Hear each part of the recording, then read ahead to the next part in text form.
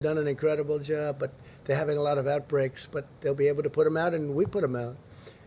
The hospitalization rate has fallen in our country, 54% since its peak in April, 54%. Older Americans are still the most vulnerable to the virus.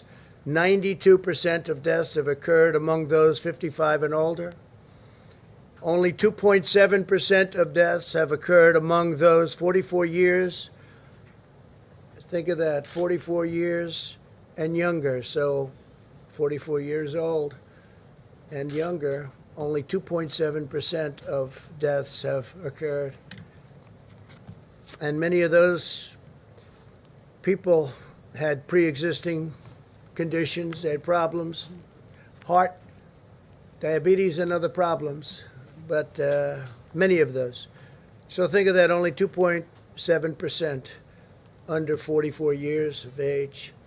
Excess mortality in Europe this year is 33% higher than the United States. Evidence that the tragic cost of this virus is higher in other Western nations. South Korea, you've been reading about South Korea doing well. Well, they just had a very big breakout, but they'll be able to solve the problem. We must all remain vigilant and continue to exercise extreme caution around those at highest risk. As we know, multiple colleges and universities announced that they would suspend in-person teaching. Now, we have learned one thing. There's nothing like campus. There's nothing like being with the teacher as opposed to being on a computer board. It's been proven a lot better. It's a lot better. The iPads are wonderful, but you're not going to learn the same way you do by being there. So nevertheless, certain colleges and universities have announced that they would suspend the in-person teaching. For older people and individuals with underlying conditions, the China virus is very dangerous, but for university students, the likelihood of severe illness is less than or equal to the risk of a seasonal flu.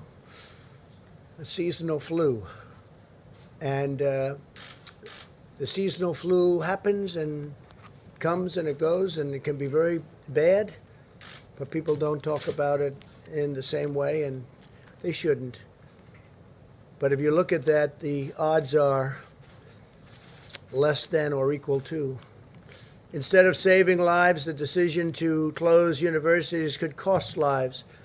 It is significantly safer for students to live with other young people than to go home and spread the virus to older Americans. Make sense? And the shutdown thing is causing tremendous depression for those places that are still shut down. You look at certain areas that, in all cases, Democrat-run, still shut down, and the numbers there aren't even good, but causing tremendous depression, suicide, drugs, alcohol, abuse. A lot of problems are being caused. Probably far more, I would say, Scott, than is caused by the virus itself, now that we understand the virus. Colleges should take reasonable precautions.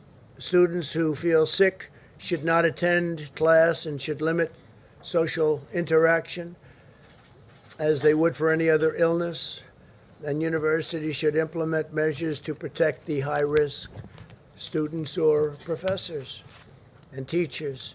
The ultimate goal of testing is to prevent transmission in high-risk settings and to prevent transmission, period, but especially in nursing homes, and to care for the vulnerable and our elderly, which really fit into that definition of who is vulnerable.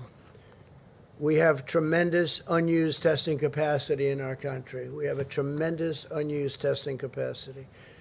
It's something that a lot of other nations are very impressed with, they tell us.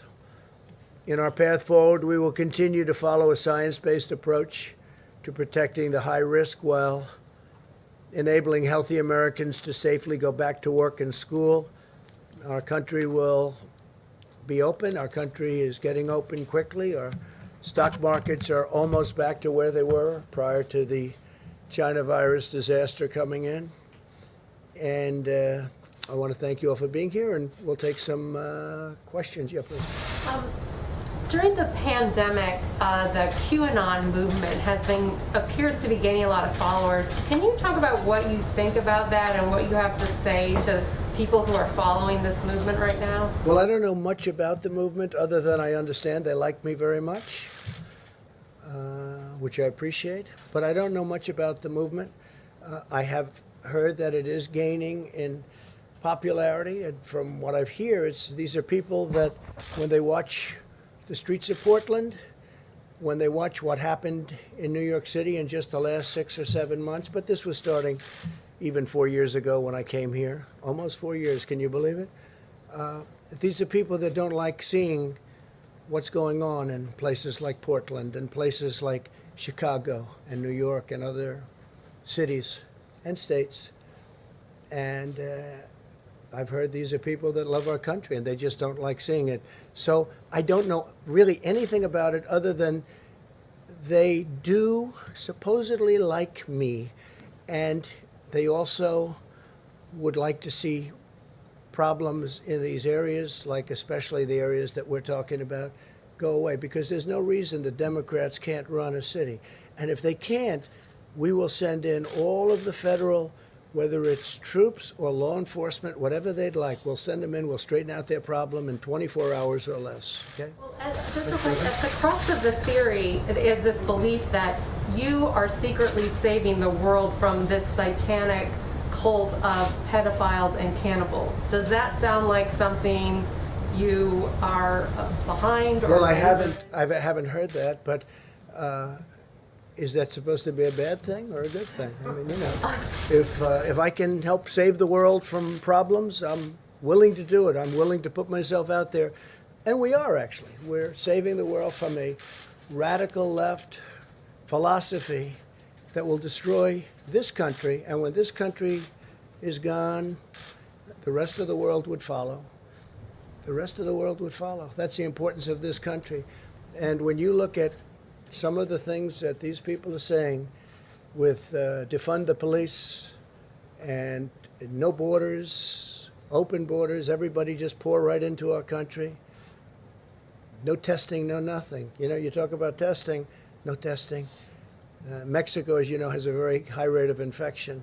The wall is now going to be next week 300 miles long. Our numbers are extraordinary on the border. Had that, and this is through luck, perhaps, more than talent, although the talent is getting it built when one party refuses to allow it. You don't hear talk about the wall anymore. But I will say this, we need strength in our country, not weakness. Too much weakness. Yes, John. Mr. President, you have been very bullish on the promise of convalescent plasma to treat coronavirus. The FDA appeared to be on the brink of issuing an emergency use authorization for convalescent plasma, but after hearing from top officials at the NIH that there wasn't enough evidence to go ahead with that, the FDA has put that on pause. Your reaction to that, and do you believe that convalescent plasma should be in the arsenal of treatments for coronavirus? Well, I hear great things about it, John. That's all I can tell you. And it could be a political decision because you have a lot of people over there that don't want to rush things because they want to do it after November 3rd. And you've heard that one before. But I've heard fantastic things about convalescent plasma. And I've heard numbers way over 50% success.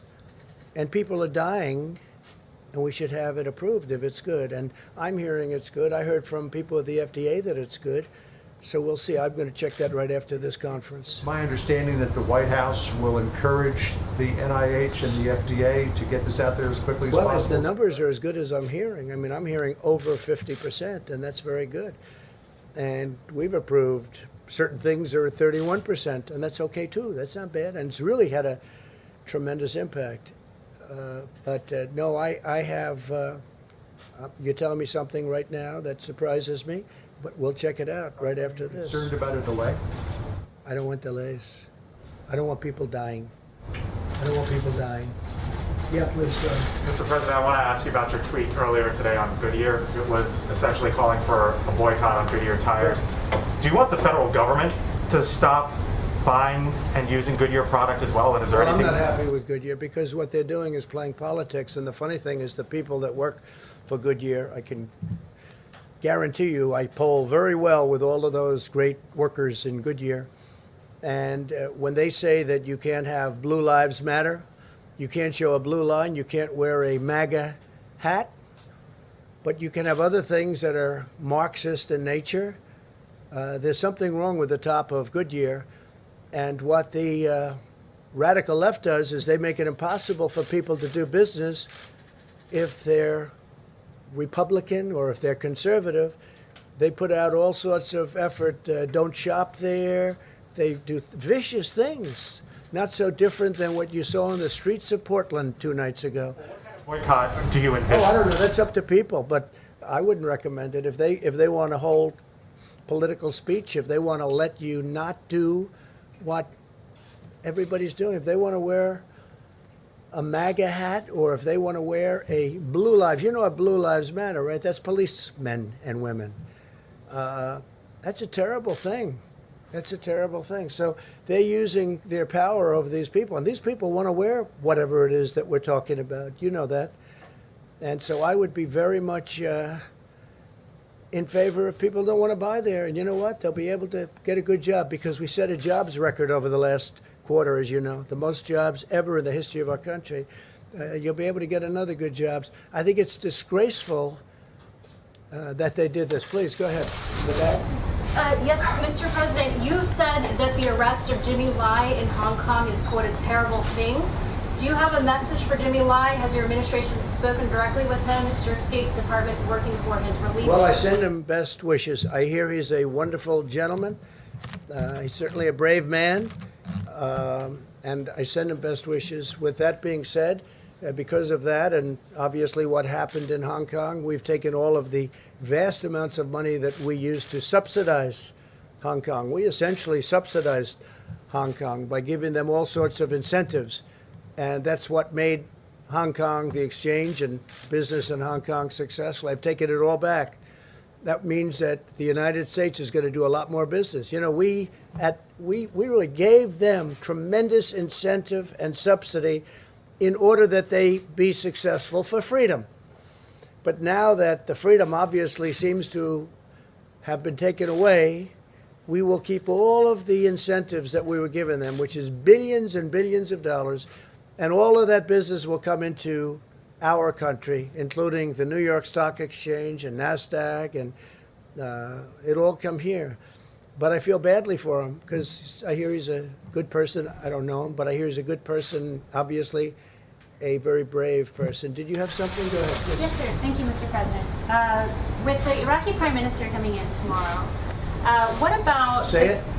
The Iraqi Prime Minister is coming in tomorrow to meet with you, and how do you feel about this notion that Iraq can once again become the buffer between Iranian influence and Russian influence in the Middle East? Do you feel that under this Prime Minister that that's possible once again?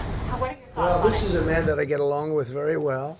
We're largely out of Iraq. We're down to very few soldiers. I said we're getting out of these endless wars, these ridiculous endless wars. We should have never been there in the first place. I think it was the worst decision made in the history of our country. Should have never been there. In the Middle East, we should have never been. But we're getting out rapidly out of, over the course of 3 years. In getting out, it's very sticky getting out. And some people agree and many people don't agree. But I think most people very much agree. We're doing very well in our negotiations with Afghanistan. With getting out, we're down to a much smaller number of people left there. And, I greet men and women coming home and coming home after they've been hit. I've also greeted many at Dover, greeted many bodies coming back in. And we've been there 19 years and we're basically policemen. We're acting as police as opposed to soldiers. And they're going to have to police their own states. And they've been doing that for thousands of years. But it's time after 19 years that our soldiers come home. They've done an incredible job, but they're not allowed to fight to win, and maybe they shouldn't be, because a lot of the people, it's not their fault. But with the Taliban and with going to Iraq. Again, we're down in Afghanistan, very low numbers, and that'll be taking place. And I let them know, do anything and you'll be hit like you've never been hit before. So we're doing very well. Syria, the same thing. Remember when I took all of the soldiers off of the border between Syria and Turkey, right? And everybody said, oh, that was 2 years ago. It was a long time ago. They said, oh, this is terrible, terrible, terrible. We're going to leave. Why do we have our soldiers between Syria and Turkey? Turkey can definitely take care of itself. I have a very good relationship with President Erdogan, and Syria has been fighting forever. And I say, why are we guarding their border? And I brought our soldiers back home. I got them out, and guess what? Nothing's happened. They've been fighting like they have been for 1,000 years, okay? Nothing's happened. And nobody mentions that. Everybody said, this is going to be a disaster. There's no disaster. Nothing's happened. And so we're getting out of the endless wars, and we are building a military the likes of which the world has never seen. $2.5 trillion we've spent, and we hopefully don't ever have to use it. But we want to focus on a much bigger picture, because we have a much bigger picture. It's when you look at what China's doing, when you look at what Russia's doing, when you look at what some other countries are doing, we want to be ready just in case there is a catastrophe. We don't want to see that. We don't want to ever use it. We've rebuilt our military, new missiles, new rockets, and new tanks, and new everything, $2.5 trillion, all made in the USA. And we've upgraded incredibly our nuclear capability, and some of our nuclear needed nourishment. It needed new strength, and we've upgraded it very, very significantly. I mean, to a level that nobody would even believe. And hopefully we don't. You pray to God we never have to use it, okay? But we've never been in a position where we've been this strong. Please. President, thank you so much. I wanted to ask you about the Middle East. I have a couple questions. You mentioned that other countries are interested in following suit Yes, after the having to do with Emiratis. UAE and Israel. Exactly. So Correct. do you expect that Saudi Arabia will join? And I do. yes. And also the Emiratis have expressed interest in the F-35. Do you think that that should be something that they could look forward to in the future? Is there some sort of time delay? I think, look, they've definitely got the money to pay for it. You know, it's nice because usually a lot of times we make deals, they don't have 10 cents, these countries we deal with. We give it to them like, how about paying us back later? But they never pay because they don't have the money. No, they have the money, and they would like to order quite a few F-35s. It's the greatest fighter jet in the world, as you know, by far. Stealth. Totally stealth. You can't see it. Makes it very difficult. I was asking a pilot, what do you think is better, this one, that one? Talking about Russian planes, Chinese planes. He said, well, the advantage we have is you can't see it. So when we're fighting, they can't see us. I say, that sounds like a really big advantage to me. To these Don't guys, want them you know, to they have look, by the way, I said, to these pilots that I meet, they look better than Tom Cruise, and they're definitely tougher. And he's a nice guy. But these people are amazing, and I speak to them a lot about it. What do you think, you know, as I go around to the various places? I saved the big one in Florida as an example. That was a big one, knocked down pretty much by the hurricane. So I spend a lot of time on that, and it's the greatest plane in the world. One thing about that kind of thing, technology, high technology, the greatest plane doesn't last long. Somebody comes up with something else, but we're always the one to come up with something else. So, yeah, they'd like to buy F-35s. We'll see what happens. It's under review, but they made a great advance in peace in the Middle East. Even the New York Times thought it was an incredible deal. Can you imagine that? Tom Friedman had a very nice thing to say about it. I spoke to him about it. He thought it was terrific, and it is terrific. I see a lot of countries coming in fairly quickly, and when you have them all in, ultimately Iran will come into. There'll be peace in the Middle East. That'll be nice. Iran will be very much neutralized. They never thought this could have happened. And with the horrendously stupid Iran deal signed by Obama, this could have never happened. Israelis are so On the Goodyear issue, you ride on Goodyear tires in the Yeah. presidential limousine. Correct. If there were an alternative, would you want those tires swapped out? Yeah, I would do that. I would swap them out based on what I heard. We'll see what happens. Look, you're going to have a lot of people not wanting to buy that product anymore, and they'll buy from a competitor, made in the USA too. Okay, please. Go. Mr. President, excerpts from Obama's speech that he'll give later at the Democratic convention show that he says that he hoped that you would take being president more seriously once you had the job and discover reverence for democracy. And then he said, I quote, "but he never did." What is your reaction to that? When I listen to that and then I see the horror that he's left us, the stupidity of the transactions that he made. Look what we're doing. We have our great border wall. We have security. We have the UAE deal, which has been universally praised by people that aren't exactly fans of Donald Trump for various reasons. I don't know why. It can't be my personality, but they're not fans, right?